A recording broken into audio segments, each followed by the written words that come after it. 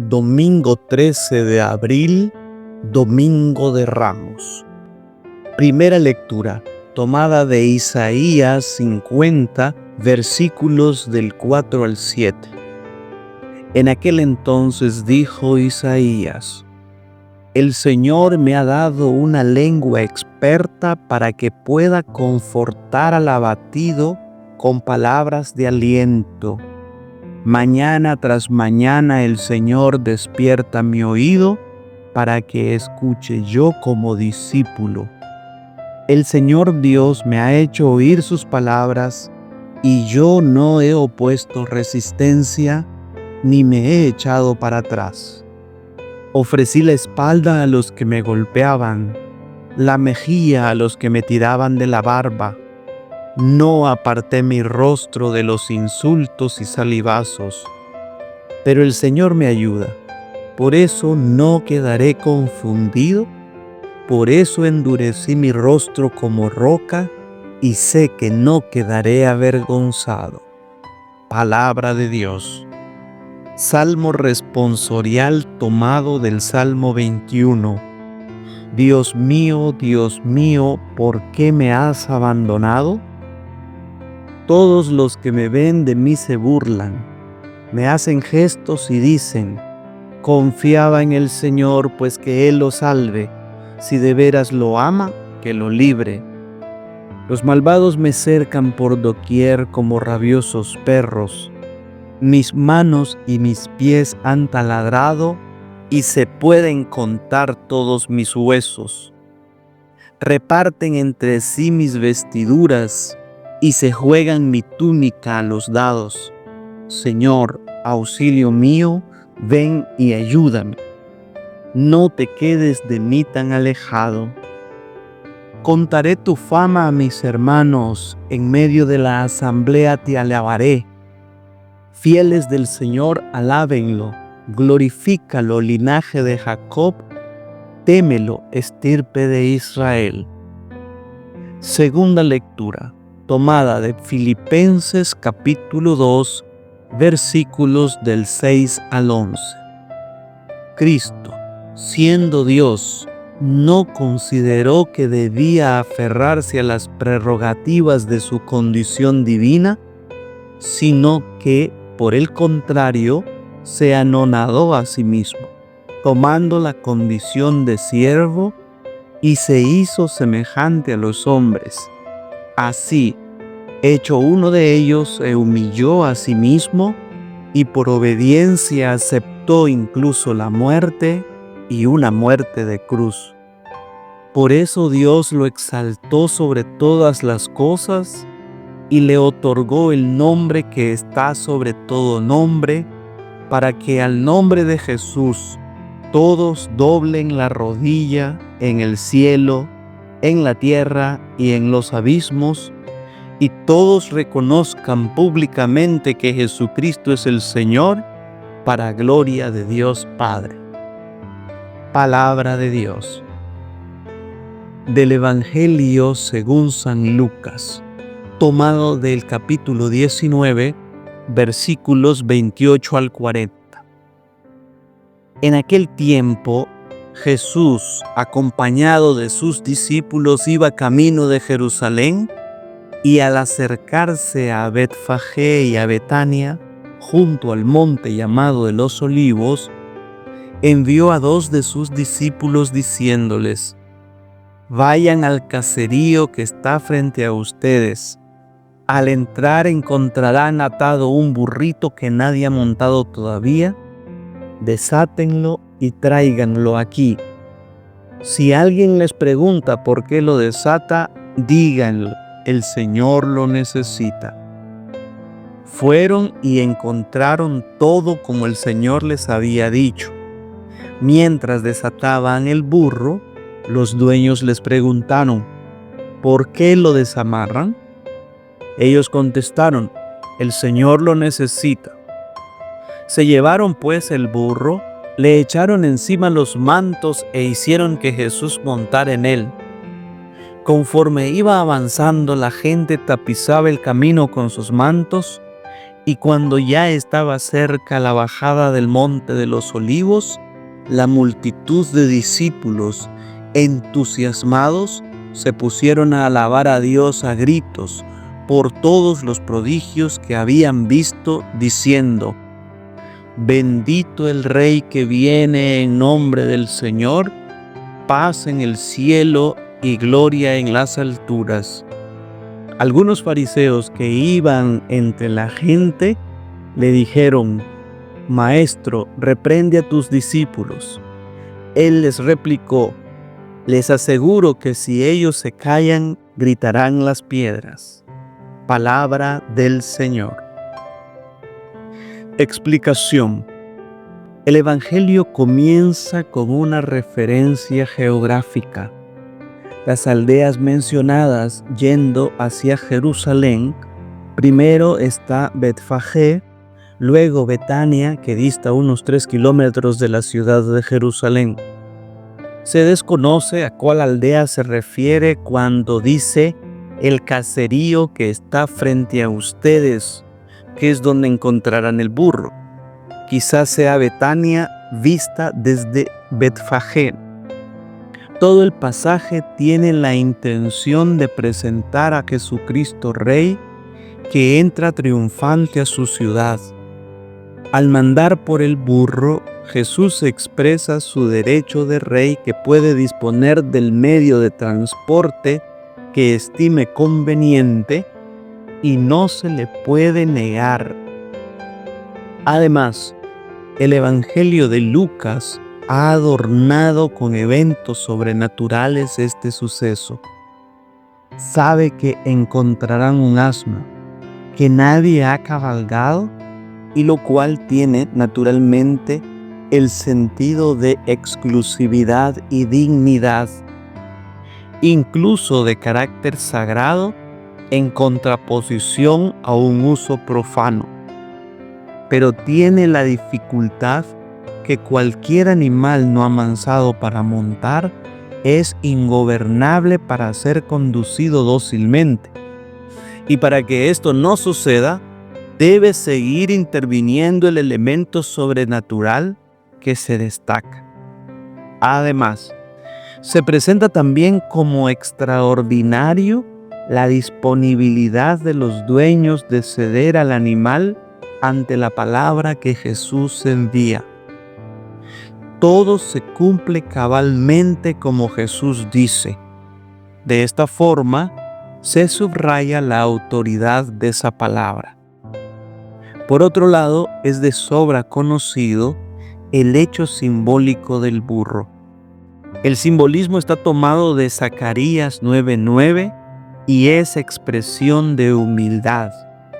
Jesús no es un rey según los criterios de este mundo, que entraría en una majestuosa carroza o en un caballo de guerra.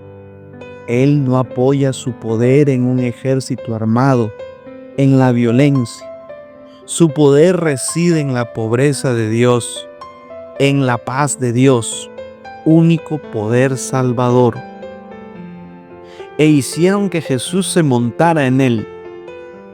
Montar en el animal alude a la entronización de Salomón, Primera de Reyes 1:33.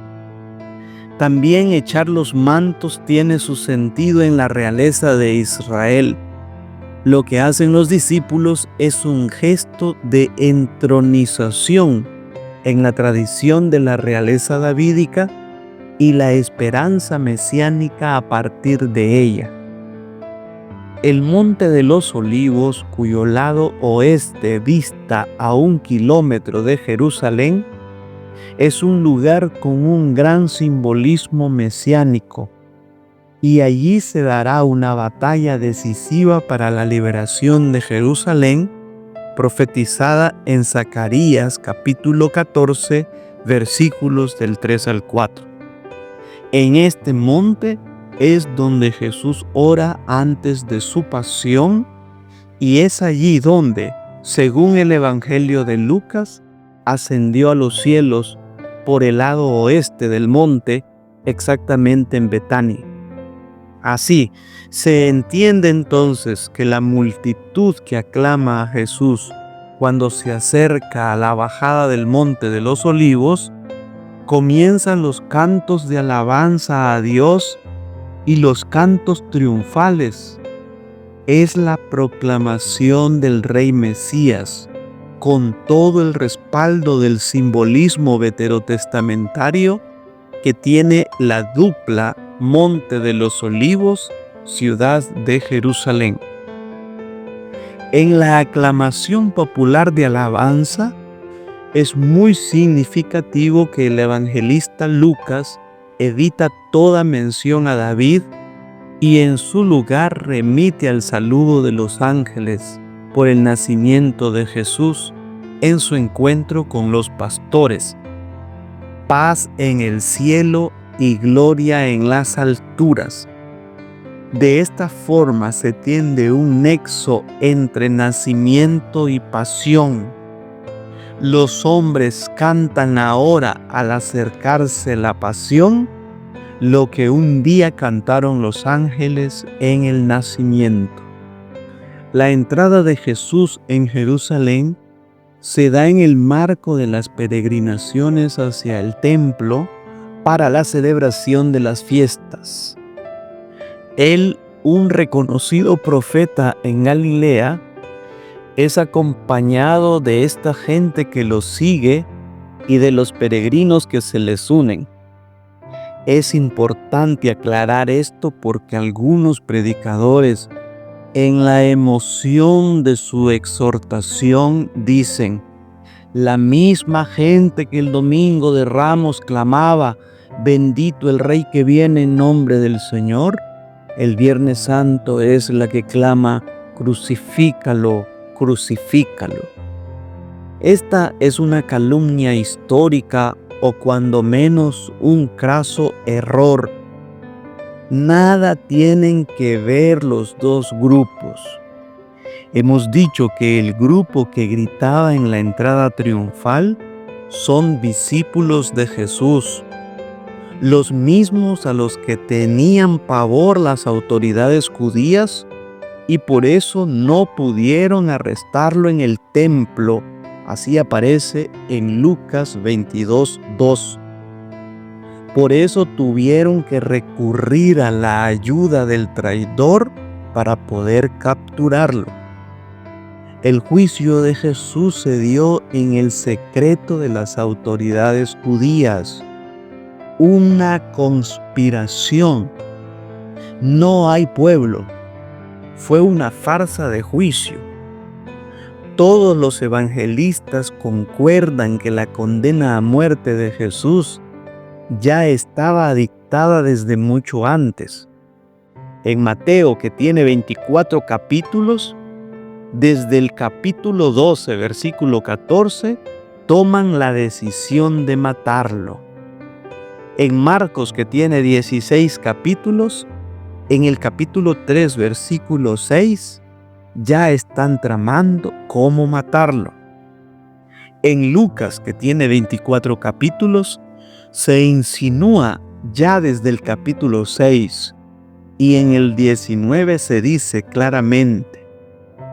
Y en Juan, que tiene 21 capítulos, desde Juan 5:18 se dice que procuraban matarlo.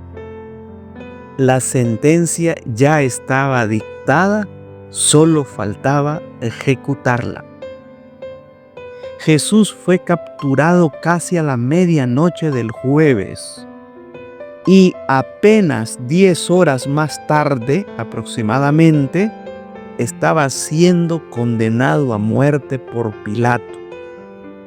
Todo fue rápido, en secreto, moviéndolo entre la cúpula gobernante, de Anás a Caifás, de Caifás al Sanedrín, del Sanedrín a Pilato, de Pilato a Herodes y de Herodes a Pilato. Todo eso en un lapso de tiempo de aproximadamente 6 a 8 horas y amparados en la oscuridad de la noche. Los que lo arrestan se burlan de él, lo acusan, gritan, crucifícalo.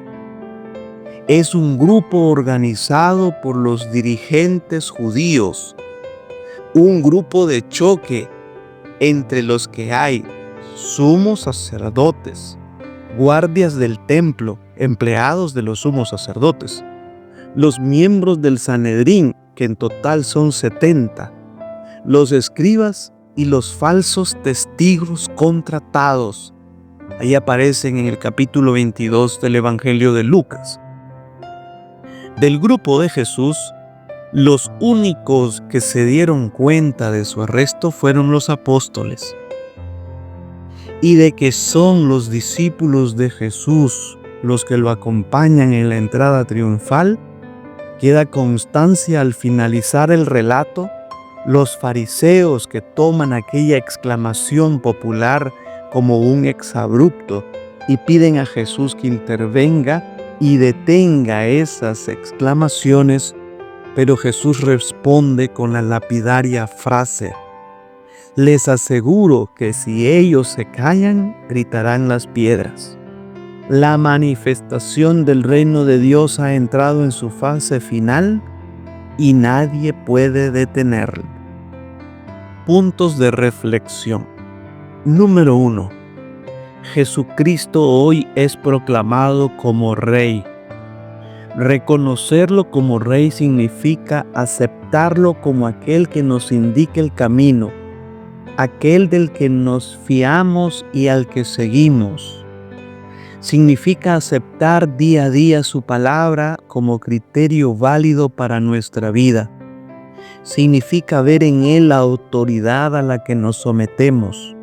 Nos sometemos a Él porque su autoridad es la autoridad de la verdad. Número 2. Jesús marchaba por delante subiendo a Jerusalén. Lucas 19:28. Enseguida, al inicio de la liturgia de este día, la Iglesia anticipa su respuesta al Evangelio diciendo: sigamos al Señor. Así se expresa claramente el tema del Domingo de Ramos. Es el seguimiento. Ser cristiano significa considerar el camino de Cristo como el camino justo para ser hombres, como el camino que lleva a la meta, a una humanidad plenamente realizada y auténtica. Número 3. Bendito el Rey que viene en el nombre del Señor. Tomado del Salmo 118, el evangelista Lucas actualiza el texto y añade Rey. Con esta expresión saludaban los peregrinos que llegaban al templo. Los sacerdotes los recibían y añadían: los bendecimos desde la casa del Señor. Venir en el nombre del Señor. Jesús ha advertido en Juan 5:43 cómo no lo reciben a Él que viene en nombre de su Padre, y si otro viniera por su propia cuenta, a ese sí lo recibirían. Solo el Rey que viene en el nombre del Señor es bendito. Quien se impone por la fuerza, quien viene en su propio nombre, no puede venir en el nombre del Señor. Por eso en la Iglesia es importantísimo el envío. Decimos, viene en el nombre del Señor porque ha sido enviado. No viene por su cuenta. No ha luchado con su astucia para estar allí. Es importante que nosotros, pueblo de Dios, sepamos distinguir a quien viene en nombre del Señor, que es bendito, y quien viene por su propia cuenta. Número 4. Les aseguro que si ellos se callan, gritarán las piedras. En otra ocasión Jesús se había alejado entre la multitud que quería proclamarlo rey. Jesús no acata la voluntad de los fariseos que quieren que reprenda a la gente. Jesús no hace prohibiciones, no hace callar a los que gritan, no impide que alfombren el camino con sus mantos. Más aún, replica a los fariseos, si estos callan, gritarán las piedras. Jesús sabe que ha llegado el momento de que se deje oír este grito ante las puertas de Jerusalén. Sabe que ya ha llegado su hora. Esto nos invita a proclamar la realeza de Cristo. Nadie puede callar esta verdad, y si los hombres callan, el universo entero, incluso los seres inanimados como las piedras, lo proclamarán. Número 5. La proclamación de la realeza de Cristo es también el inicio de su pasión. Él va adelante, a diferencia de los reyes de la tierra que manda a otros que mueran por ellos, mientras ellos disfrutan en sus palacios. Jesús muere por sus discípulos. Él ha dicho que es la diferencia entre el buen pastor y los asalariados. El buen pastor da la vida por sus ovejas, el asalariado sacrifica a las ovejas. Por eso la sabiduría popular proclama el grito: por amor y no por ley, Jesucristo es nuestro Rey. Un Rey que es proclamado, no se impone. Es Rey de justicia y de paz. Su reino no es de este mundo, sino que instaura los valores del cielo para que los vivamos ya desde la tierra. Feliz inicio de la Semana Santa, y la bendición de Dios Todopoderoso, Padre, Hijo y Espíritu Santo descienda sobre ti y tu familia y te acompañe siempre. Bajo la protección de nuestra Madre, la Virgen Santísima, nos quedamos en la paz del Señor. Si le ha gustado este video, dele like, suscríbase para que pueda recibir nuestras próximas publicaciones y ayúdanos a compartir esta página. Recuerde que evangelizar es una expresión del amor. Viralicemos el bien. Dios los bendiga.